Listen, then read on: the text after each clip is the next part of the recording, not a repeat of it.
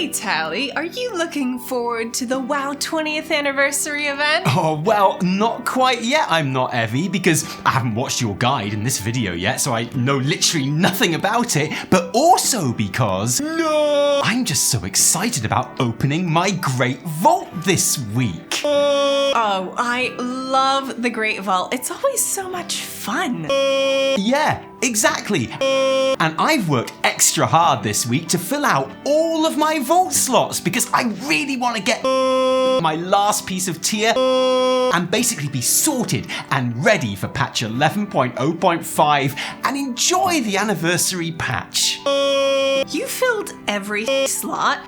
Tally, I would say it's basically impossible that you won't get anything useful. I think you're definitely going to be happy and in a great place to enjoy the anniversary patch. Yeah, I think you're right. I feel proud of how hard I've worked to fill all those slots, and I know the vault is going to reward me with a sense of achievement and a job well done. And then I'll just be in a great headspace for the anniversary patch. Are you gonna open it?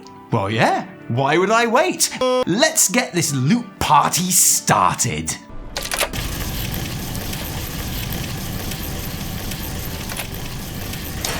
No! I mean, a gem slot is always useful, right? Yeah.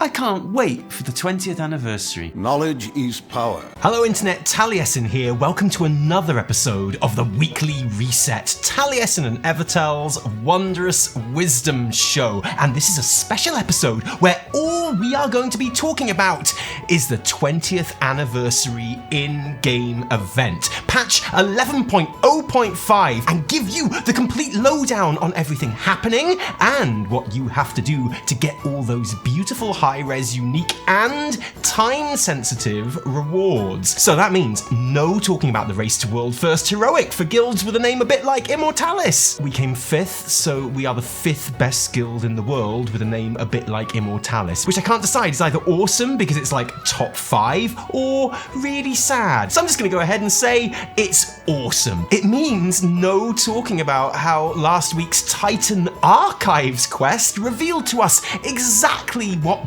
Belladar is, and some of the interesting theories we have about that. Don't worry though, we should have a video coming out on the second channel all about that. No, this is all 20th anniversary event. All of the time. Here's a picture of me from 20 years ago to get us all in the mood, okay? Go, go, go, go, go, go, go, go, go, go. Patch 11.0.5, aka the 20th anniversary patch, kicks off on October 22nd and ends on January 6th, 2025, so you'll have plenty of time to do what you need to do, and plenty of time to be collecting the currency that makes it all happen. Bronze Celebration tokens, which can be spent on mounts, cosmetics, and other goodies that we'll look at later. You will of course also be doing everything purely for the sheer fun of it, but I know that you're sitting there thinking, damn it, Evie, I don't care about the fun, tell me how to get the damn bronze tokens, and okay, the first thing you'll want to do is travel to Tanaris and the Caverns of Time, where you'll find quest giver Yelana, who will fill you in on all you need to know about the event,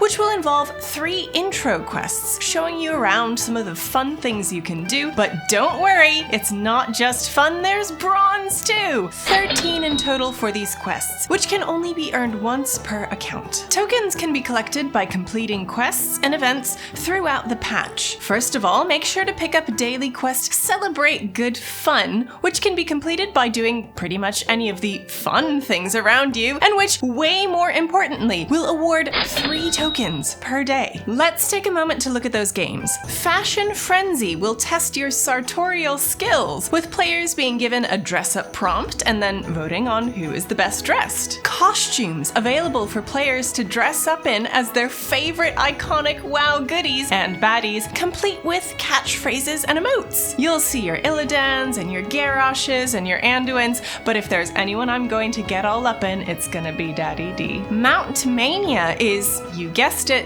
an official mount-off. Starting every hour at 45 minutes past the hour, Abigail Cyril Dodder will kick off the Mount Mania event by summoning a random mount. If you can mount the same one, i.e. if you have it, you get a point. Earn the most points, and the Mount Mania crown is yours. I mean, there is no crown, there are just warm fuzzies, and I regret to inform you that there is, in fact, no mount reward for the mount game. There are, however, 2 achievements to be won. I have that one for matching 1 mount, and Mount Master for matching 20 mounts. And Lorewalker Cho will be leading a special storytelling session throughout, and pet collectors will be happy to find the Pet Corner, where they'll be able to show off the jewels of their collection. 11.0.5 also sees a sequel to the Secrets of Azeroth event, this time titled Guest Relations. But that kicks off on October 28th with more secrets revealed weekly. You're thinking about the tokens again, aren't you? Fair enough. How else can we get them? War Within weekly quests like the Theater Troupe, wax collecting, pacts, spreading the light, awakening the machine,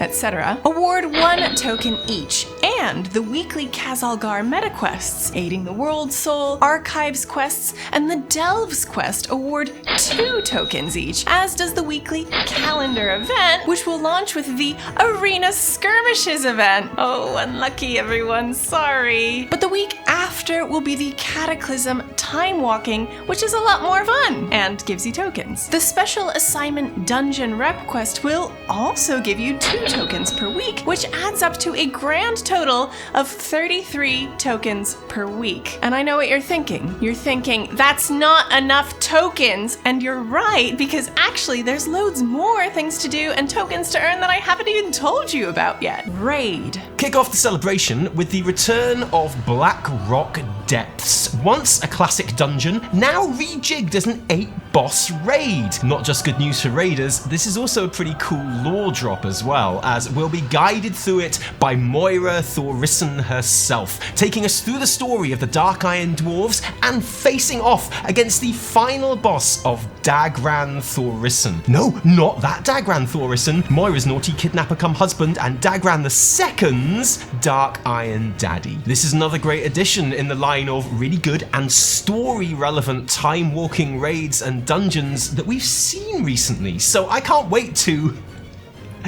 dig in. But also, 3 tokens per week. Cashback. Time walking. And yeah, speaking of time walking, the new time walking event will feature the ultimate classic Dead Mines, Zul'Farrak, Dire Maul, and Strathholm, living and undead versions. Dungeons. Completing these will give your usual time walking badges, and the time walking vendor will have some refreshed items, including the enchanted spellweave carpet, the Amani hunting bear, and the Frey feather hippogriff. It's going to be an absolute joy having all of these golden oldies back in the rotation, and who knows, this may even pave the way for a couple to find their way into a Mythic Plus season somewhere down the line. But who cares about that? Get 3 tokens for the weekly anniversary dungeon quest and 2 tokens per day from Classic Dungeon Finder. That's 17 tokens per week. Fun and profit. Boom. The Gates of Ahn'Qiraj. Another highlight coming with this patch is the Codex of Chromie, aka we are going back to the Gates of Ahn'Qiraj. Things go comically awry as Chromie attempts to set up a time tour of the opening of the gates, and it's our job,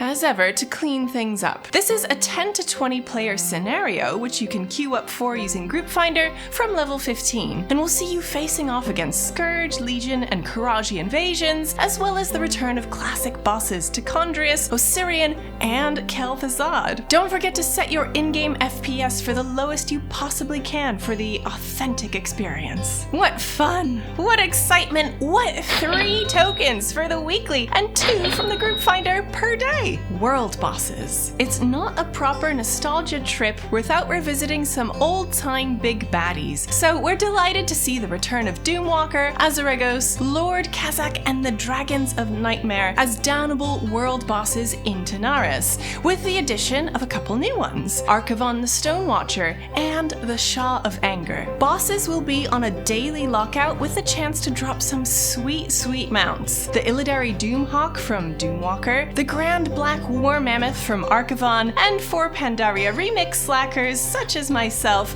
a chance at the Heavenly Onyx Cloud Serpent from the Shah of Anger. And also 3 tokens per week from the Anniversary World Boss Quest. PvP. For the PvPers out there, and there's bound to be some, Korrak's Revenge is here yet again. Return to Alterac Valley again and fight your way through for the chance to win PvP bragging rights. And also the ultimate prize, a faction-specific mount for finishing the event. The red-clad Stormpike Battle Ram for the Alliance, and the Icy Blue Frostwolf Snarler for the Horde. Cute. 3 tokens per week. Very cute. And with all of those activities combined, as well as the weekly pet battle quest, that adds up to a grand total of, I think, and remember these are PTR numbers, but I think a potential 91 tokens in the first week and 78 tokens every week after. And if that is right, then honestly, thanks to Moudi for crunching those numbers in an article from his website, which we will be linking in the description below, along with Wowhead's guides to every event and the anniversary rewards. Yeah,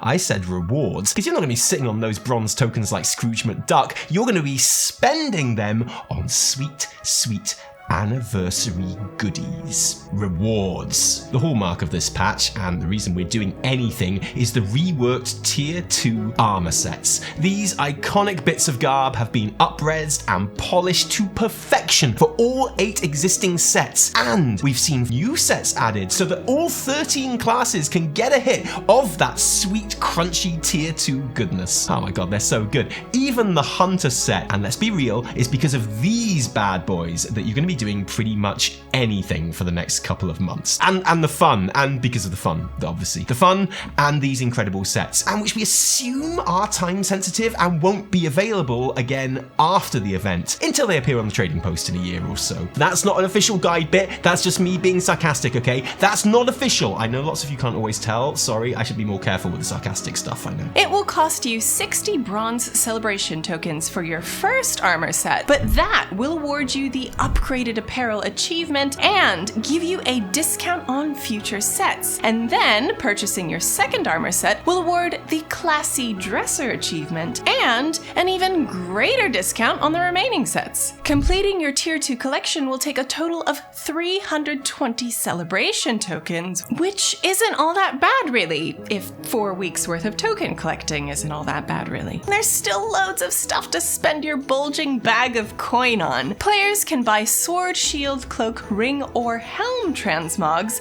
that are based on the Blizzard Employee Service Awards you've probably seen on social media and eyed with blatant envy. A further 55 celebration tokens can get you the whole set. If you have 30 tokens spare, you can nab all the new toys and pets, including a pair of tiny Doom Lords and a big old box of balloons. And some of the older anniversary items are returning briefly as well, including the Nefarian, Molten Corgi, Onyxian Whelpling, Hatespark the Tiny, and Baby Blizzard Bear pets, all of which have marked previous in-game anniversaries, but which can now be purchased if you've missed any of them along the way. It is quite literally all your birthdays at once. Not least of all, the Corehound mount will no longer be on your black market auction house shopping list, as you'll be able to just buy him now too. And finally, the blue armored Cold Flame Tempest mount can be yours too. We can celebrate Warcraft's 30th anniversary with a series of back shields which will be available on the trading post, each representing one of the 4 original Warcraft 3 factions: Orc, Human, Night Elf,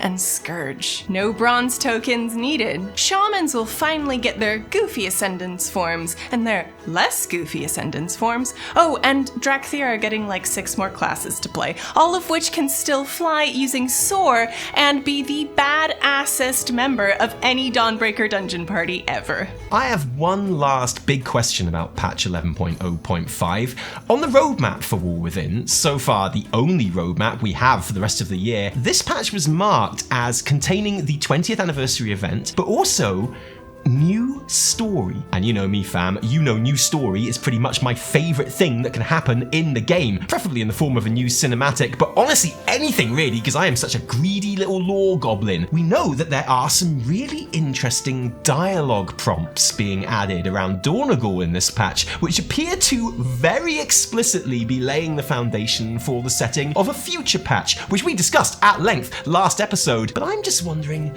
if there'll be any more. I'll be honest, it seems unlikely at this stage, and if these are the entirety of what constitutes 11.05 story content, then I won't be disappointed so much as even hungrier for the real narrative in 11.0.7. It's not the end of the world, but I would be lying if I said I wasn't secretly hoping for some surprise story quests really keeping us in the loop with the War Within arc. If only because this opening patch of War Within has been really good, with the story being one of the strongest elements in my opinion. And the idea of losing momentum on this when we're in such a good place with it just seems like a bit of a waste, honestly. So if we do get something, awesome. If we don't, I'll just spend the next month dressing up as Illidan and doing the 20th anniversary event. Thank you for joining us today. If you like this video, don't thank us, thank our patrons who give us their actual real life money to make all of our work happen. And patrons, seriously, thank you, because without you, there would be a whole lot less Taliesin and Evertel. If you didn't like it, downvote the shit out of it. And remember, my name is Jordan. No, my name is Taliesin from me and Evertel. Until next time, cheerio.